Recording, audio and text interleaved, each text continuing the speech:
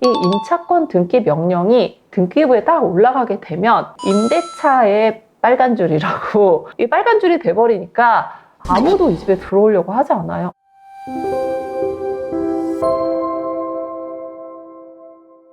최근에 많은 분들이 고민이 많으세요. 임대인도 고민이 많고 임차인도 고민이 많으세요. 세입자들이 전부 다 나가겠다 이런 분들 너무 많은데 내가 내줄 돈이 없는 거예요. 새로운 세입자가 들어와야 그분들을 내드리고 교체를 할 텐데 새로운 세입자는 구해지질 않고 죄다 월세만 문의가 온다고 하더라고요. 그러니 이분들 입장에서는 대출을 받아서 내주거나 방법을 찾아야 되는데 대출도 잘 안 돼요. 이분들 이미 대출이 포화 상태인 데다가 DSR이 한도가 없어. 그래서 대출도 못 받고 이런 경우가 많은데 그럼 저한테 이제 물어보거든요. 저 어떻게 해요? 어떻게 하면 좋아요? 근데 한 분이 이런 얘기 하더라고요. 저희 세입자는요 전세 반환 보증 보험에 가입을 했더라고요.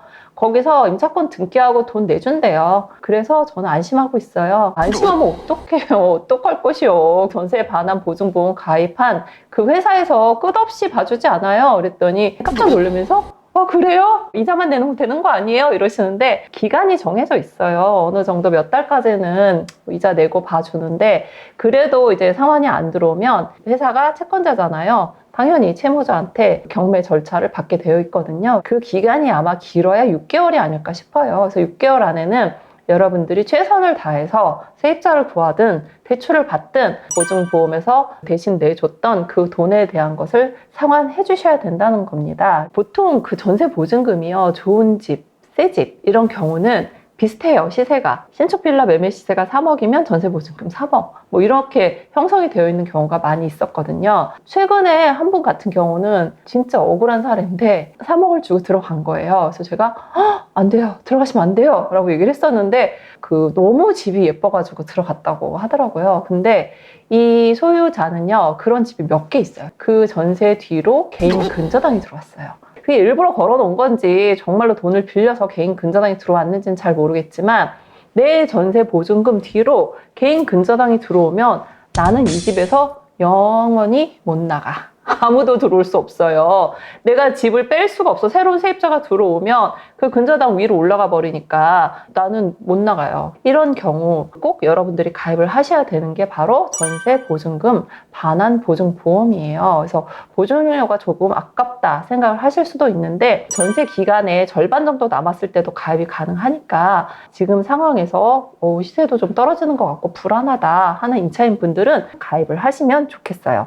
전세 보증금 반환 보증은 이제 어디서 가입을 하면 되냐면 주택도시보증공사 허그라고 하죠. 주택은 대부분 다 돼요. 아파트 뭐 다 되고요. 주택이라고 되어 있는 주거용 오피스텔을 비롯해서 모든 집들은 다 보증 대상에 포함이 될 수 있고요.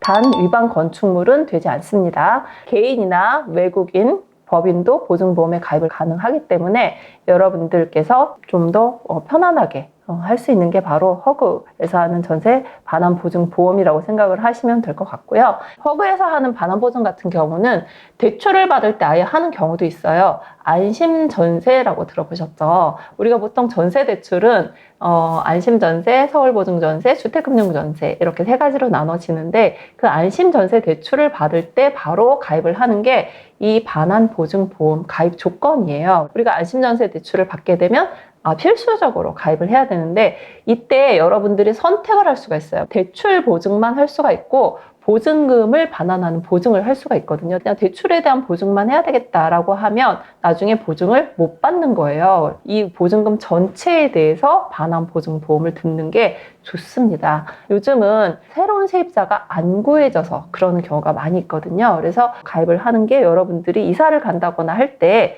조금 수월할 수 있을 것 같아요. 만약에 선순위 채권이 있으면 보증이 안 되나요? 라고 물어보는데 안심전세 대출과 마찬가지로 선순위 채권이 60%가 넘지 않고 보증금과 선순위 채권의 합이 시세 안에 들어온다라고 하면 가입이 가능하기 때문에 너무 채권이 많은 60%가 넘는 그런 집은 가입이 안 된다라고 생각하셔야 됩니다. 전세계약 1년도 보증이 가능한가요? 네, 가능합니다. 1년 이상이면 가능하기 때문에 할 수 있고요. 그리고 전세 자금 대출을 받은 경우에 따로 보증이 가능한가요? 서구에서는 안심전세 대출을 받은 분 외에는 가입이 조금 어려울 수 있고요.